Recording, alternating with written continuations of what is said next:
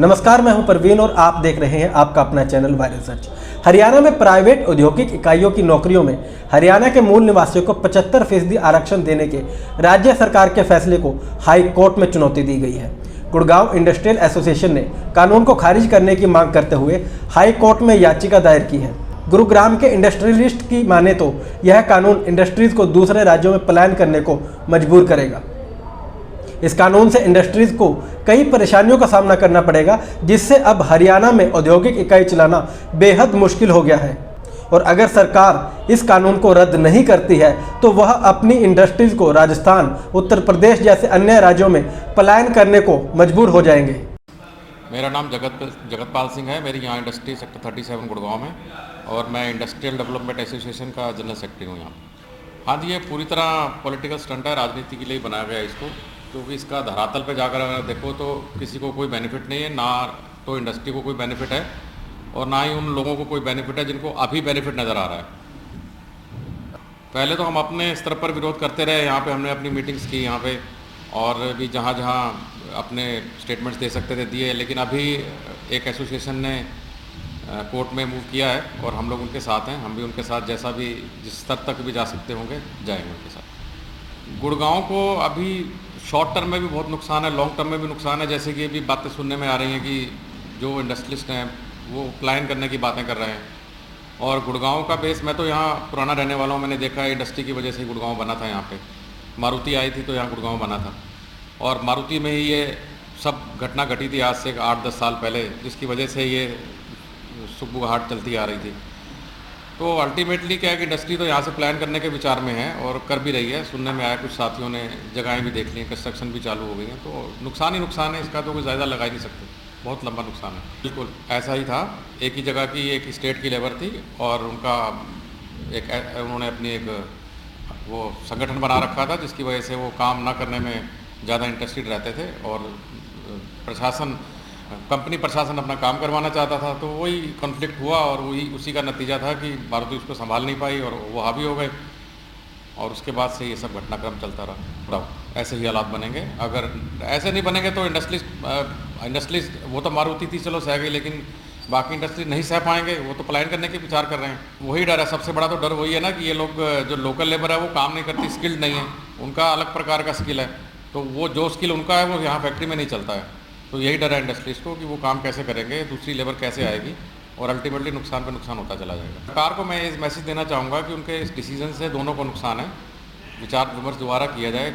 अभी इंडस्ट्री को तो शॉर्ट टर्म में भी नुकसान है, लॉन्ग टर्म में भी नुकसान है, लेकिन उन लोगों को अभी शॉर्ट टर्म में शायद फ़ायदा नज़र आ रहा है, लेकिन लॉन्ग टर्म में उनको नुकसान है, उनका सारा स्किल ही खत्म हो जाएगा। जहाँ पे कंपटीशन खत्म हो जाता है वहाँ स्किल खत्म हो जाता है, परफॉर्मेंस खत्म हो जाती है, तो अल्टीमेटली उन लोगों को आज शायद लग रहा हो किसी को, लेकिन अल्टीमेटली उनका बहुत नुकसान है। इसलिए 50-25 भी क्यों करना है, इसको परफॉर्मेंस बेस्ड रहने दो ना, कंपटीशन रहने दो ना। कंपटीशन होता है तो इंसान बढ़िया परफॉर्म करता है, रहने दो उसको। नमस्कार, मेरा नाम अमित गर्ग है। मेरा सेक्टर 37 गुड़गांव में पैकेजिंग पेपर का काम है। ये विरोध बिल्कुल जायज़ है, क्योंकि इस तरीके से इंडस्ट्री नहीं चलती।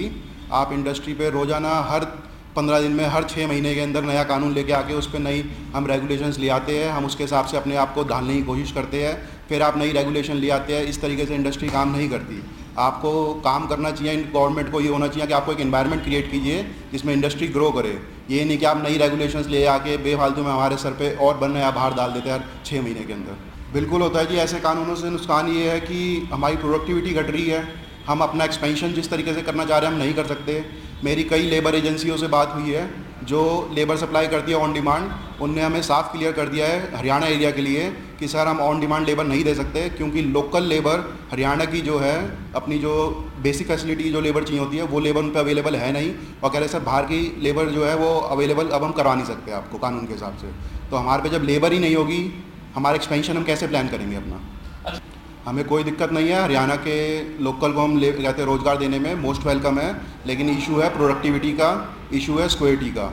उनमें कहते प्रोडक्टिविटी निकालने की और उनमें कहते काम करने की इच्छा शक्ति ही नहीं है उन लोगों में, और स्क्वेरिटी का भी इशू है, क्योंकि आए दिन फैक्ट्रियों में लेबर का कोई ना कोई इशू होता रहता है, और जो लोकलाइट है वो अपने यहाँ का यूनियंस का अपने कहते हैं लोकल होने का बहुत उस चीज़ का हमें डर दिखाता है कि वो उनको मिस हैपनिंग भी हो सकती है उस चक्कर में। बिल्कुल जी, हमारी तरफ से भी इस एसोसिएशन की, हमारी एसोसिएशन जो है इंडस्ट्रियल डेवलपमेंट एसोसिएशन सेक्टर 37, इसने भी शुरू से इसके लिए आवाज़ उठाई है और इसके लिए पिटीशन भी फाइल हुई है। हमारी एसोसिएशन भी इस पर वर्क कर रही है, हम भी पिटीशन फाइल करेंगे इसके लिए, और ये अनकॉन्स्टिट्यूशनल है, ये बिल्कुल ही कानून नहीं चलेगा। सरकार को एक ही मैसेज है कि आप इंडस्ट्री को ग्रो करने के लिए कहते हैं हेल्प कीजिए। आप ऐसे कानून लेके आइए कि आप जो हरियाणा की जा रहे हो कि लोकल की हेल्प करना चाह रहे हो, ठीक है, आप ऐसे कानून लेके आइए कि वो रोज़गार लगाएं। आप उनको सिर्फ लेबर के अंदर की कहते हैं, आपकी कहते हैं हमने श्योर कर दी कि आपकी नौकरी पक्की है यहाँ के अंदर, उससे ना उनका कोई भला होगा ना इंडस्ट्री का कोई भला होगा। आपको कानून लेके आने, ऐसे कानून लेके आइए कि यहाँ का लोकल आदमी वो रोज़गार देने के लिए आगे आए।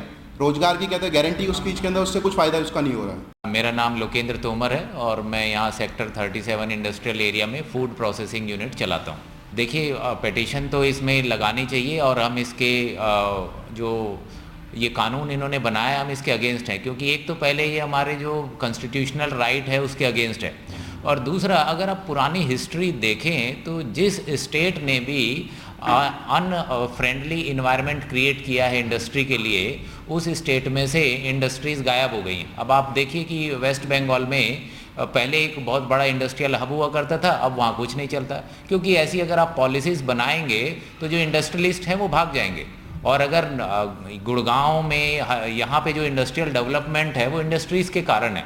अगर यहाँ से इंडस्ट्रीज़ चली गई तो आप देखिए गुड़गांव में बचेगा क्या, ये फिर दोबारा गांव हो जाएगा जैसे पहले था।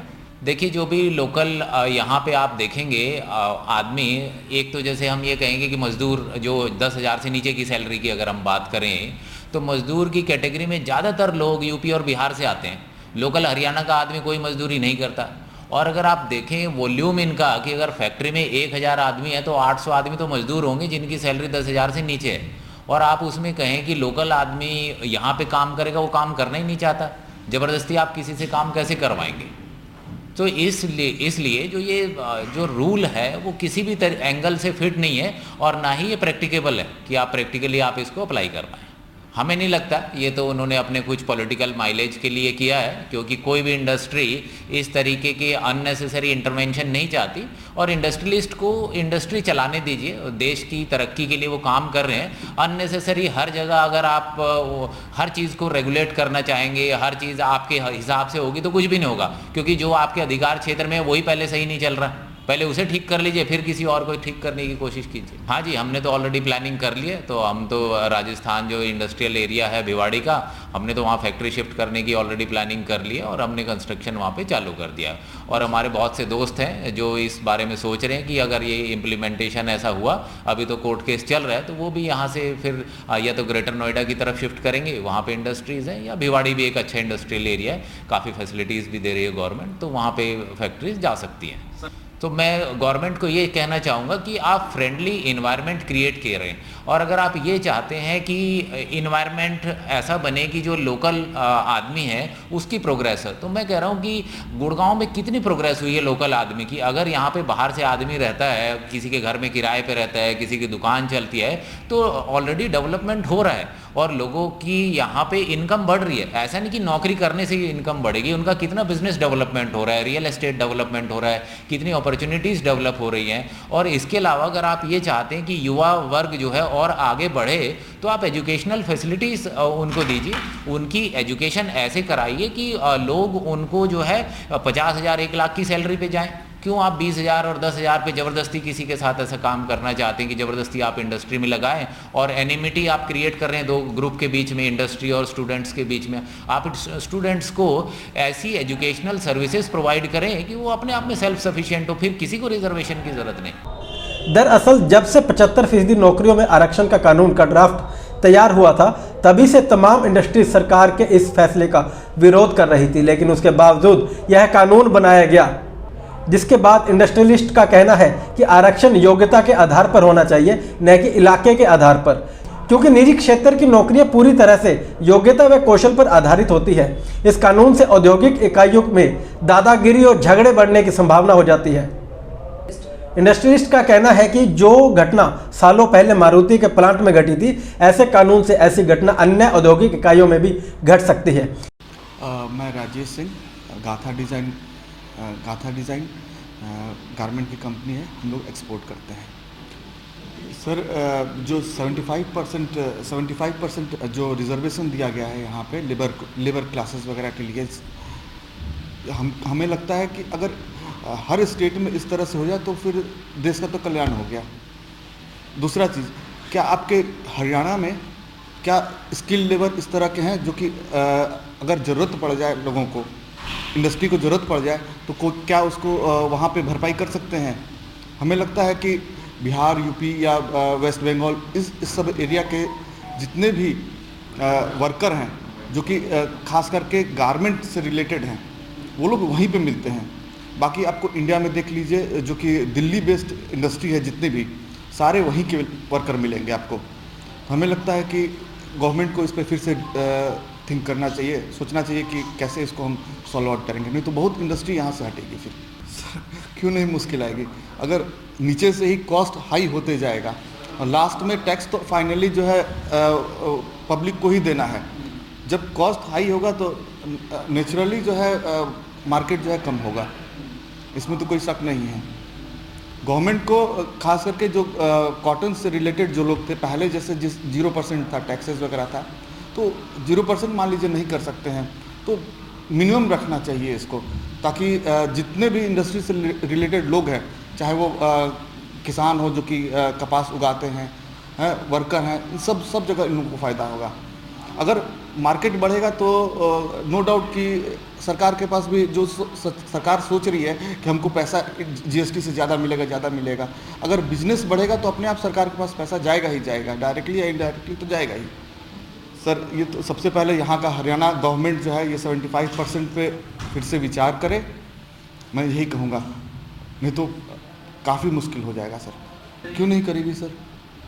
जब यहाँ पे आपका इंडस्ट्री आप खोल रखे, करोड़ों रुपए लगा रखे हैं यहाँ पे, हैं, आपके पास वर्कर मिलेगा ही नहीं। गवर्नमेंट डंडा करेगी पीछे से कि भाई आप ऐसे ही वर्कर लीजिए, और आपके पास आदमी नहीं रहेगा, तो कहीं ना कहीं तो जीने के लिए आप जाइएगा ही।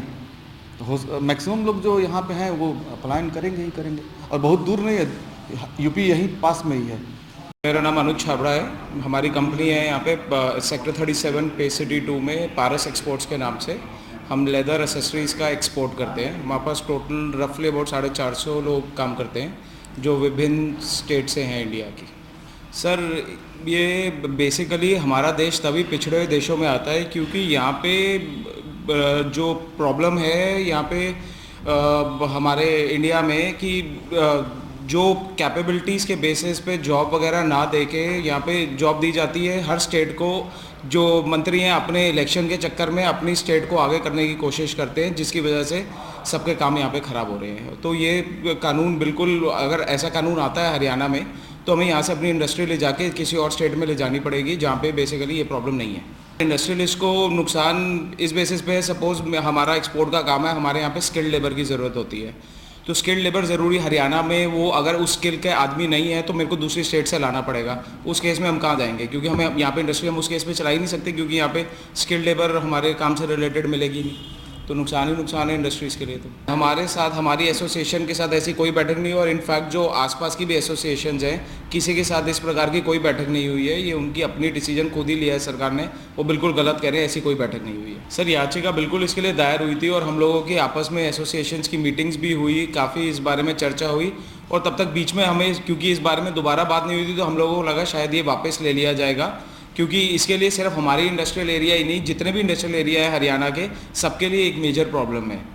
तो इस डिसीजन को डेफिनेटली सरकार को वापस लेना चाहिए, अदरवाइज हरियाणा में इंडस्ट्री नहीं रह पाएगी। हम लोग एसोसिएशन की किसी भी प्रतिनिधि से कोई बात नहीं हुई है, बट जनरली हमारी जो मीटिंग्स होती हैं सरकार के और मंत्रियों के साथ या सबके साथ, हर जगह पे हम लोगों ने ये पॉइंट रेज किया था, बट उसकी कोई सुनवाई नहीं हुई, उसके लिए कोई बैठक नहीं की गई, कुछ नहीं किया गया। सर, उसके लिए सरकार को पहले तो कुछ इंस्टीट्यूट्स खोलने चाहिए थे जहाँ पे हरियाणा के जो लोगों को जो जॉब लेना चाहते हैं उसके लिए उनको ट्रेनिंग दी जाती, और उसके बाद इंडस्ट्री वाइज उनको देखना चाहिए। हर इंडस्ट्री का यहाँ पे आप स्किल नहीं ला सकते हैं, तो जो ऐसी इंडस्ट्रीज़ हैं जहाँ पे स्किल लेबर नहीं चाहिए होती है, कोई भी आदमी सेटल हो सकता है, उनको इंडस्ट्री वाइज उसको अलग करना चाहिए, लोगों के रिज्यूमेस को सेग्रीगेट करके उसको करना चाहिए।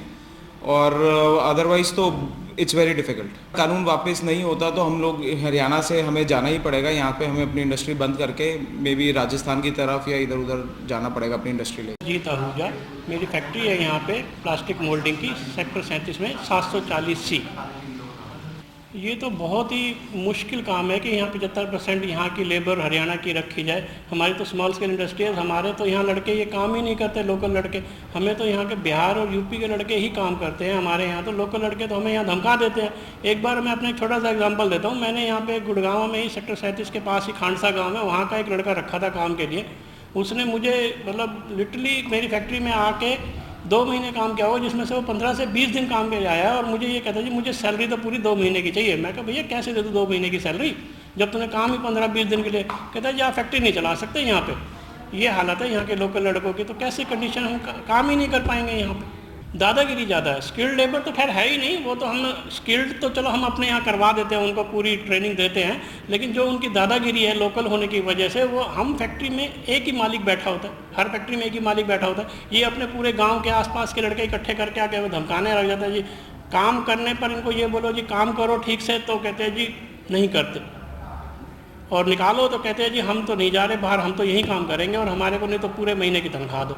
काम करते हैं 10 दिन, पूरे महीने की तनख्वाह मांगते हैं। तो उसमें इस कंडीशन में हमारे यहाँ फैक्ट्री चलाना बहुत मुश्किल हो जाएगा। भी नहीं है मेरे पास, बिल्कुल भी नहीं है लोकल लेबर, और इस कंडीशन में मैं तो रखूँगा नहीं, क्योंकि हमें काम करना ही मुश्किल हो जाएगा लोकल लेबर के साथ। हम अपनी जान के वो करने के लिए कि हमने काम भी कराए इनसे और अपनी जान की भी डर लगा रहे हमें, ये लोग हमें लिटरली ये कहते हैं जी अगर हम इनका कहना नहीं मानेंगे तो ये हमारे से पैसे तो ले लेंगे, साथ में हमारे साथ हाथापाई करेंगे। उस कंडीशन में हम यहाँ काम नहीं कर पाएंगे। नहीं, हमारे प्रधानमंत्री जी के ऊपर हमें कोई वो नहीं है, वो बहुत अच्छा काम कर रहे हैं, लेकिन राज्य सरकार के भी काम अच्छे हैं। बाकी ये कानून जो इन्होंने लगाया इसके हम अगेंस्ट है, ये हम बिल्कुल अगेंस्ट है। हम इस कंडीशन में यहाँ काम ही नहीं कर पाएंगे।